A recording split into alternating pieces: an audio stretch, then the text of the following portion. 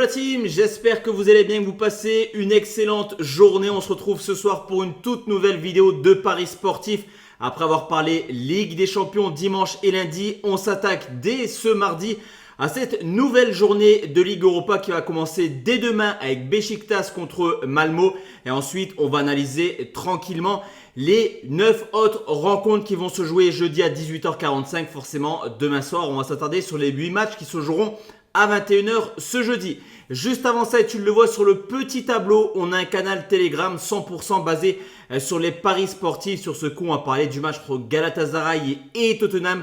Sans le match extrêmement ouvert, vous me connaissez, ma spécialité, les grosses cotes buteurs. Et sur ce match, j'offrirai tout cela à toutes les personnes qui vont nous rejoindre dès maintenant. Donc rejoins-nous instantanément. Le lien est tout simplement en commentaire épinglé. On est plus de 47 000 membres sur ce canal. On commence tranquillement avec Beşiktaş qui reçoit Malmö avec seulement 3 points pris en 3 matchs. Les deux clubs sont pour l'instant hors du top 24, vous le savez. Les 8 premiers sont qualifiés d'office pour les 8e de finale. De la 9e à la 24e place, c'est les barrages. Et pour du 25e au 36e, c'est rien du tout. Et actuellement, c'est le cas du Beşiktaş et de Malmö, une équipe de Beşiktaş qui est certes supérieure sur le papier à Malmö, mais qui est également en difficulté dans cette compétition. Il y a eu 2 défaites pour commencer après une victoire à Lyon, mais dans un hold-up complètement improbable. Alors que du côté de Malmö, l'acquisition du titre de champion leur permet de se focus à 100% sur cette compétition. Je vois pas forcément le Beşiktaş s'imposer si facilement que cela et je vais prendre les deux marques à 1,52.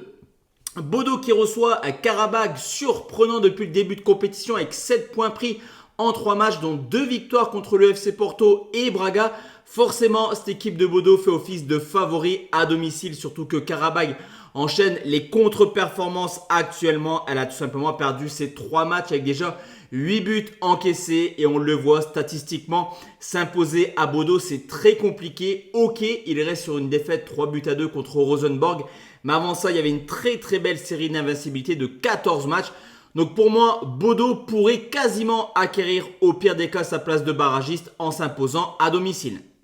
Francfort qui reçoit le Slavia Prague, une équipe de Francfort qui tourne très bien. Actuellement, on le voit offensivement encore une fois ce week-end, vainqueur 7-2 contre Borum, une équipe qui marque énormément tout de même depuis le début de saison. Alors que du côté du Slavia Prague, ok, c'est pas mal, c'est solide, mais ces 2 déplacements chez des cadors comme Bilbao et le LOSC sont conclus à chaque fois par 2 défaites sans marquer le moindre but. Si on part du principe que Francfort enchaîne les grosses performances et surtout les buts, la cote 1,75 de Francfort me paraît assez value bête. Elfsborg qui reçoit Braga, outsider de cette compétition. Braga commence très mal cette formule de championnat. Je te l'ai déjà dit, il y a eu cette défaite contre Bodo Glimt, mais il y a également eu une autre défaite du côté de l'Olympiakos. Déjà 2 défaites en 3 matchs pour les Portugais, même si Elfsborg s'était imposé 1-0 à domicile contre la Roma. La Roma reste une équipe extrêmement malade actuellement, au contraire de Braga qui a des stats plutôt intéressantes à l'extérieur. Et en plus de cela, que ce soit contre la Roma, l'AZ Alkmaar ou alors Galatasaray, cette équipe d'Elfsborg concède beaucoup trop d'occasions. En moyenne, l'adversaire tire au moins 20 fois au but. Donc pour moi, Braga est capable d'aller faire un coup. Je prends nul ou Braga et plus d'1,5 but pour une cote totale de 1,67. Le Steaua Bucarest qui reçoit Midtjylland, début de compétition plutôt cohérent actuellement pour les 2 clubs. Mais mon choix s'est clairement fait sur l'état de forme. Après un début de saison compliqué à domicile, le Steaua enchaîne les belles performances. 6 matchs de suite sans défaite. Alors que du côté de Midtjylland, c'est totalement l'inverse. Eux qui étaient invaincus au bout de 10 matchs en championnat ont perdu 3 de leurs 4 dernières rencontres. Et ils restent également sur une série de 3 défaites de suite à l'extérieur. Toute compétition confondue, les bookmakers mettent Midtjylland favori. Honnêtement, je ne comprends pas forcément pourquoi. Donc, on va sauter sur l'occasion en prenant Steaua ou nul pour une cote à 1,53. Comme je te l'ai dit, Galatasaray Tottenham, j'attends d'avoir les compositions d'équipe pour te proposer mon bet car actuellement, tout se passe bien pour les 2 clubs dans cette compétition. Galatasaray, 7 points en 3 matchs. Tottenham, perfect avec 3 victoires en 3 rencontres. Donc j'attends d'avoir les compos pour t'envoyer mes petits buteurs sur ce match. Mais je pense qu'il y aura beaucoup de buts, les gars, sur ce match. On enchaîne avec Ludogorets qui reçoit Bilbao. Là aussi, on a une équipe de Ludogorets qui est clairement en grande difficulté. C'est d'ailleurs un duel des extrêmes entre le 33e et le 8e au bout de 3 journées. Ludogorets manque clairement d'efficacité. Outre les résultats, c'est vraiment l'atout offensif qui manque aux Bulgares.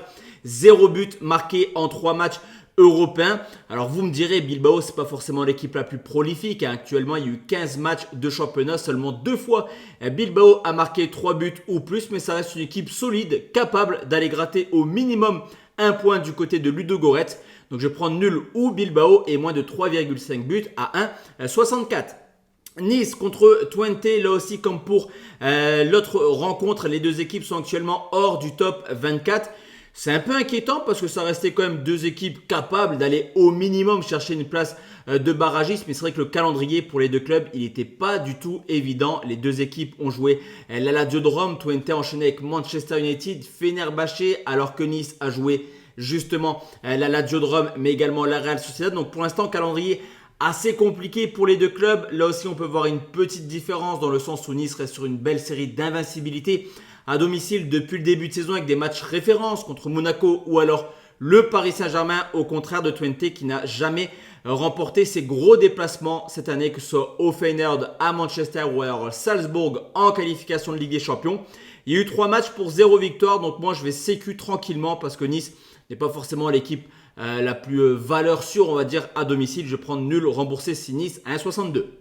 L'Olympiakos qui reçoit les Glasgow de Rangers. Pour l'instant, les deux clubs ont exactement le même parcours, c'est-à-dire 2 victoires pour seulement une petite défaite. Mais là aussi, on peut constater quelques différences, que ce soit l'Olympiakos ou les Rangers. On le sait, historiquement, ces deux équipes beaucoup plus à l'aise à domicile qu'à l'extérieur, et ça se ressent encore une fois au niveau des résultats. Il faut remonter au 10 mars 2024 pour retrouver trace d'une défaite de l'Olympiakos à domicile, alors que le début de saison des Rangers est assez inquiétant. Éliminé des phases de barrage de la Ligue des Champions, déjà relégué à 9 points du Celtic de Glasgow.